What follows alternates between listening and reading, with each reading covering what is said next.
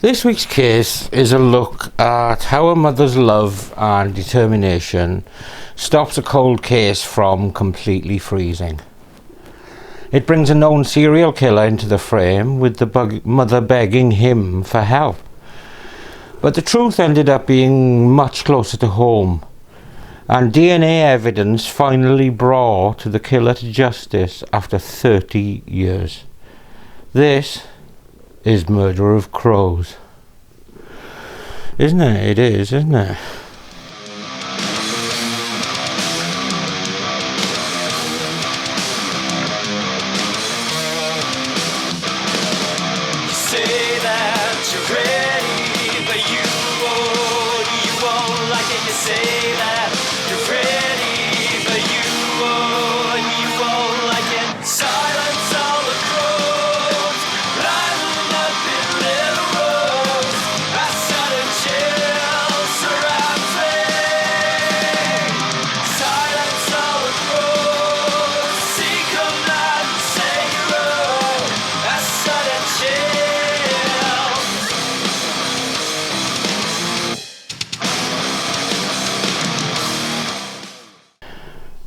This week we have a case that is both old and new. Nikki Allan was just 7 years old when she was brutally murdered in 1992. But her killer has, as of May the 12th of this year, just been convicted. During the 30-year intervening period, Nikki's mother Sharon never lost hope and never lost her stubbornness in searching for justice. But before we look at the ending, we first need to look at the beginning. Nikki Allan was a pretty lively 7-year-old who lived in a block of flats in Weir Garth, where pretty much everyone knew everyone, and the little girl was often seen in the vicinity of the flat. On October the 7th, 1992, she went to the upstairs flat of her grandfather Dickie, as she often did. At 8:30 p.m. she headed for home, which was just down the stairwell and along a short corridor. But when Nikki's mum Sharon arrived home 10 minutes later, there was no sign of the beautiful little girl, and concern soon turned to alarm. Within minutes, the community rallied, and more than 100 neighbours were all searching for the youngster. The immediate search turned up nothing. The next day, on October the 8th, 1992, Nikki's shoes are found outside a derelict building, the Quayside Exchange building on High Street East. Inside, tragically, Nikki's badly beaten body is found in a pool of blood. She had been beaten seemingly with a brick and stabbed 37 times in the chest. She was then dumped, dead or dying, in the derelict building. Immediately, the community was in shock and grieving the loss of a pretty little girl so full of life. Locals described hearing piercing screams on the night of the disappearance, and a woman spoke of seeing a man and a little girl walking together, with the girl falling behind and then skipping to catch up. She did not appear to be in any distress. Grainy CCTV footage corroborated this description, but the footage was not of good enough quality to actually identify the people. If this was, as seemed likely, Nikki, she seemingly felt comfortable with the man that would presumably have subsequently killed her. While the investigators chased half leads, Nikki's funeral was held on October the 30th, and the community turned out in force to pay respects to one of their own. Throughout 1993, the police pursue local man George Heron, who lived near Nikki's home. It culminated in him standing trial at Leeds Crown Court in November of 1993.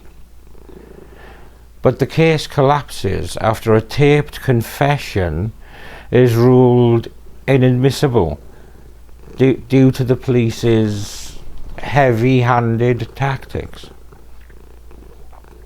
In 1994, Sharon Henderson, Nikki's mother, pursued a civil case against Heron for battery of the child resulting in her death. She won the legal process against Heron, and the court awarded Henderson £7,000, but no money was ever received as Heron couldn't be found. Very little happens for the next 20 years, but a big question mark remains over Nikki's death, since there has been no criminal conviction in the case. Coinciding with the 20-year anniversary of the murder, UK's Crime Watch programme aired a reconstruction of Nikki's disappearance and murder, and this resulted in new leads coming in. This renewed investigation led police to arrest and question Stephen Grieverson. Dubbed the Sunderland Strangler, Grieverson killed 4 boys in Sunderland and was serving his time at Yorkshire's Full Sutton prison. He was serving 4 life sentences for the murders of Thomas Kelly, who was 18, David Hanson and David Grief, both 15, and these murders were in 93 and 94, and of Simon Martin, a 14-year-old, in 1990. But in this case, Grieverson is bailed pending further investigation. Also in 2016, Sharon Henderson is contacted by a woman who says she has information regarding Nikki's case. This woman, who was 12 at the time of the murder and was babysitting on the night of the disappearance, spoke to the police. While nothing immediately resulted, Sharon Henderson was re-energised and demanded police reopen the case.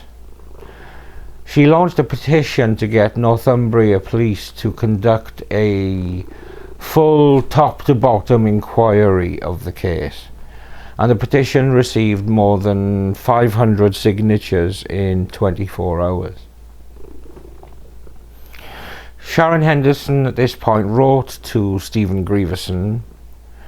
She wrote to him twice, and the second letter, written in 2016, read, "I write this with great pain in my heart, so I will get straight to the point. Did you murder my daughter, Nikki Allan, Stephen John Grieverson, on the night of 7th of October 1992? Or do you know of anyone involved in Nikki's murder? My daughter Nikki needs to rest in peace. If you did murder Nikki, please come forward. All I have left to say to you is I beg you to come forward if you murdered my child." Despite the anguished pleas, Grieverson ultimately faced no further action. But now more determined than ever, Sharon Henderson met with Chief Constable Steve Ashman and DCI Lisa Thieker in 2017 to discuss the case. And at this meeting they confirmed their commitment to bring Nikki's killer to justice. Behind the scenes, forensic samples taken from the scene in 1992 are being re-examined. In April of 2018, a raid is carried out at a home in the Stockton area of Teesside, and a man is arrested on suspicion of Nikki's murder. In 2020, Sharon Henderson is still pushing forward with her own efforts in getting justice for her daughter. In April 2020, she meets up with a woman who contacted her saying she may have information relating to the case.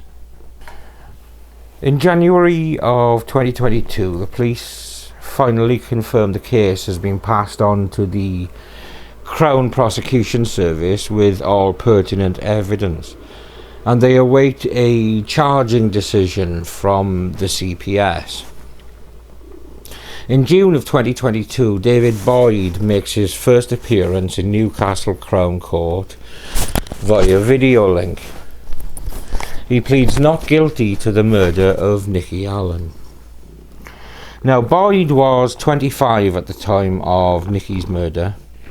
He was the partner of Nikki's babysitter, so would have been quite well known to the 7-year-old. He lived in the same row of maisonettes as Nikki's grandparents. The case began at Newcastle Crown Court in April of 2023.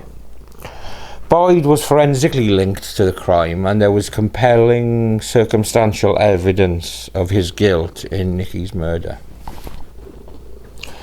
The court heard that Nikki must have known her killer and was lured to her death.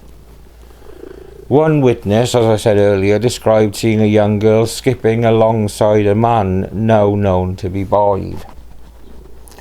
The prosecutor, Richard Wright KC, told the court, "The little girl would occasionally drop behind and would then skip to catch up. This was Nikki Allan. She was with her killer, and she was unwittingly skipping to her death." The court heard that Boyd forced Nikki through the boarded up window of a derelict warehouse, killed her, and tried to hide her body in the basement of that building. Boyd denied murder, but Wright, summing up the prosecution case, said, "He crushed her skull with a brick, and he pulled up her top and exposed her chest and stabbed her again and again and again. Then he dragged her down into that cellar with her head bouncing off every step as he went."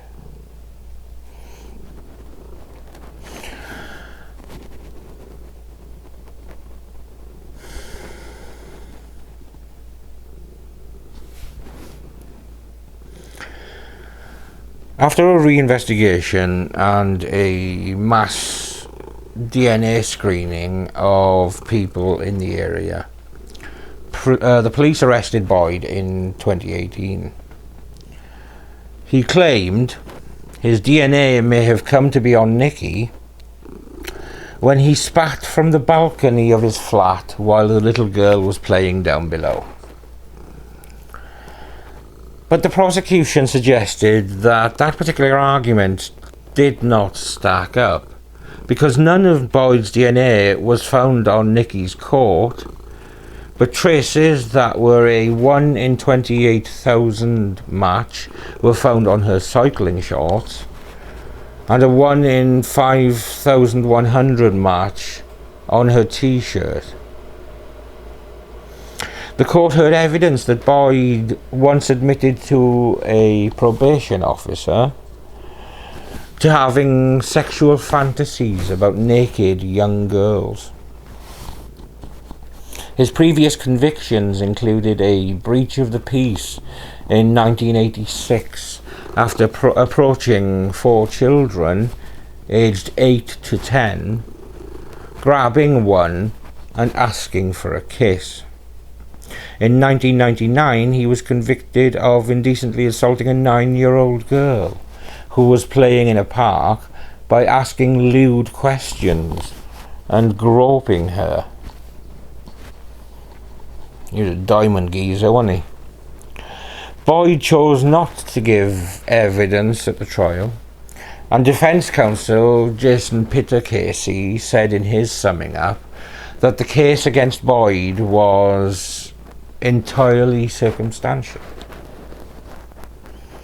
Cries of "yes" and "you bastard" could be heard in the public gallery, with relatives of Nikki hugging and shouting in jubilation after the verdict came in, following just 2.5 hours of jury deliberation. After the verdict, Detective Chief Superintendent Lisa Thieker, the senior investigating officer in the case, said Nikki would be 37 today, and who knew what her life could have been. This is a huge day for Nikki's family, she said. I would like to thank them for their incredible strength. After 30 years, they have justice. Thieker said new forensic techniques were a key part of what had been a complex and challenging case. The sentencing of the case is due on the 23rd of May, but Boyd is undoubtedly facing a life sentence, and the now 55-year-old will almost certainly die in prison. The following clip shows Boyd's initial arrest in 2018 and the immediate aftermath of the court's verdict, with statements from the police and CPS. Sharon Henderson also gives her thoughts on the frustration around something she believes should not have taken 30 years to result in a conviction. Yeah. Cheers.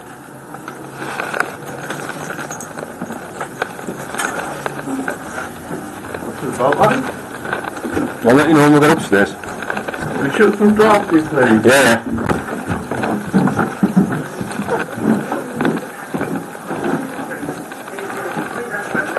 Can you do us a favour and just knock the telly off for a second? What? Can you do us a favour and just knock the telly off just so you can hear what I'm saying? Thanks, yeah. Dude, this is Terry, this is Marty. We're part of the team that's re-investigating the murder of Nikki Allan. Yeah. Okay. Part of that investigation has led us to suspect that you may have had some involvement in that. Okay. I have no involvement in So it. I'm arresting you on suspicion, okay, of that offence. You do not have to say anything, but it may harm your defence if you do not mention, when questioned, something which you later line in court. Anything you do say may be given in evidence. Just leave your phone there for a moment. Just put your hands out for us. Thanks.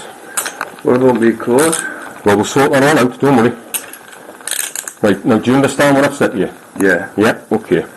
Now give us a second, I'll just check these cuffs to make sure that they're locked and not too tight. Which police station take me to? We'll be taking you to Northumbria, which is up in the Newcastle area. Today is about justice. Justice for Nikki Allan and her family. Nikki was a 7-year-old girl who was much loved by all who knew her. She had a whole life ahead of her. But on the evening of October 7th, 1992, her future was cruelly taken away from her. We thank Nikki's family for their patience and strength over the last 30 years, and our thoughts are very much with them and continue to be so. David Boyd hid his crime, lying about his involvement and prolonging the family's suffering, knowing all along that he had taken the life of their little girl. The investigation into Nikki's murder has been one of the most complex and comprehensive ever conducted by Northumbria Police. I am extremely proud of the investigative team and all those who have played their part in securing this conviction today. I further hope this sends a strong message that no matter how long ago an offence takes place, we will do everything we can to ensure justice is served. 30 years ago, David Boyd took the life of Nikki Allan, a 7-year-old girl who knew and trusted him. Despite the unimaginable grief endured by Nikki's family, Boyd continued to pretend that he was not involved in the killing for 30 years. The Crown Prosecution Service has worked very closely with the investigative team at Northumbria Police to build a robust case against Boyd.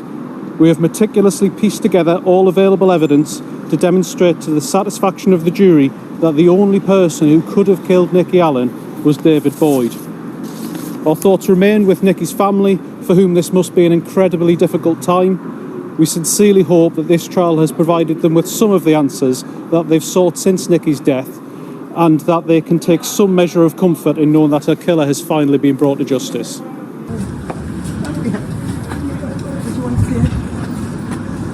You to the jury, the law system to the door. Oh, wait, you'll have your time, Sharon. You get your time. This is the worst injustice. I wish you prepare for the speech to the driver. There's something for you. I wish This woman I've never met. 30 years and never given up. Justice for Nikki Allan. Yes! Yes! Really on my leg taken out. Justice for Nikki Allan! Just tell us what went through your mind when you finally heard that word, guilty. The injustice of it all. And that Nikki's case wasn't looked into properly, and they let this man slip, well, this evil man slipped through the net to murder Nikki when he was on their files in the first place. It was just too long. 3 doors down from Nikki's grandparents, and they should have investigated him straight away. Sharon, so you were saying you think the police could have sorted this out 30 years ago, is that right? Yeah. Tell us about that. Because of the distance where Nikki disappeared from, it was 3 doors from her grandparents' house, and this mum was on their radar. And all I've been asking for years, will you look into this man? And they said there isn't any links with this man and Nikki and his partner, and I believe there was. Can you tell us how you felt when that guilty verdict came through today? I felt numb, shocked, basic injustice, still injustice to this day. Have you managed to keep it straight and to carry on after all this time? Because Nikki's my daughter and all over. What do you say to the police today after all this? Shame on them. Shame on them. When the police finally found her capable of life, they should have looked at this man first because of his crime for children, and it was only 3 doors away from Nikki's grandparents. So there we have a very recent ending to a case from 1992 with a man incorrectly charged because of a forced confession. A serial killer brought into the investigation and then moved out of it until eventually the partner of Nikki's babysitter at the time and a close neighbour of Nikki's grandparents has finally been found guilty. It has unquestionably been a difficult road for Sharon Henderson, but one she has travelled with dignity, great strength and determination. This video is of course dedicated to Nikki Allan, but it also serves as a tribute to the incredible fortitude of Sharon Henderson, who has seen justice served after 3 decades.